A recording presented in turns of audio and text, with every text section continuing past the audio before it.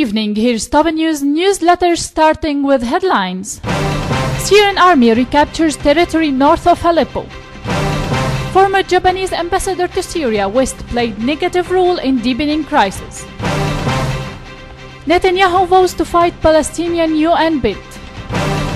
Gunman takes hostages in Sydney cafe, displays black jihadist flag.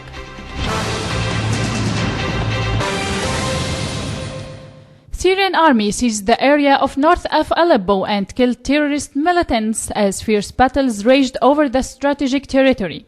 Syria's second city is at the heart of clashes between the Syrian army and a range of militants, including Al-Qaeda wing Islamic brigades and Western-backed terrorist groups.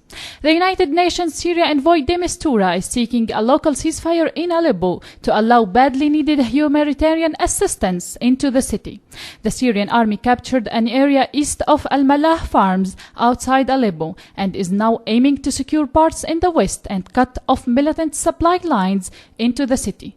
34 terrorists from Islamic groups, including Al-Qaeda and Al-Nusra groups, were killed when the Syrian army attacked their positions, and there were also battles south and east of the city.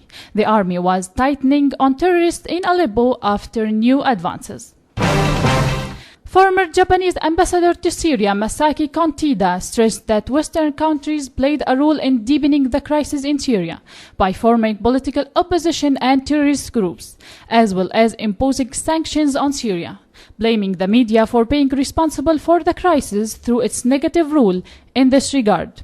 He added that international parties proceeded to intervene in the crisis in Syria according to their interests, giving no consideration to the principles of international law by interference in the affairs of nations, adding that the UN bear responsibility for that. He assures about the weakness and discretion of the Syria political opposition.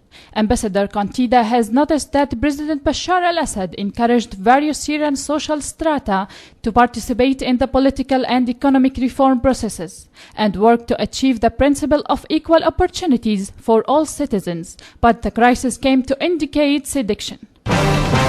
It's useless for Washington to try to pressure Moscow on the world arena. Instead, it should take into account the other side's interests, Russian Foreign Minister Sergei Lavrov told U.S. Secretary of State John Kerry as the two officials met in Rome.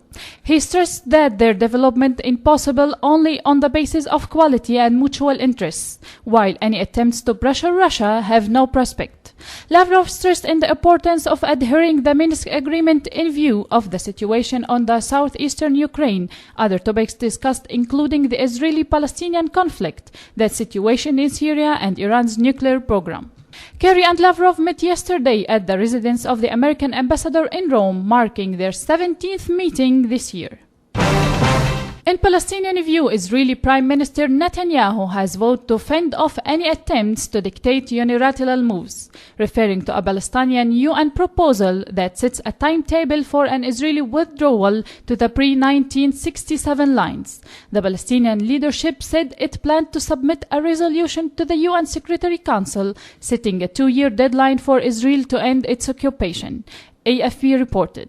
A draft UN resolution will be presented Wednesday on ending the Israeli occupation by the late 2016, senior Palestine Liberation Organization member Wasil Abu Yusuf said. A police operation is underway at a cafe in central Sydney where up to 40 hostages are being held by an armed attacker and a black flag with inscription can be seen. Australia is contributing to the US-led operation against the so-called Islamic State. As the siege was about to enter its 6th hour, at least 5 people apparently escaped from the building. Live footage showed heavily armed police regrouping near the cafe's door, but not entering it.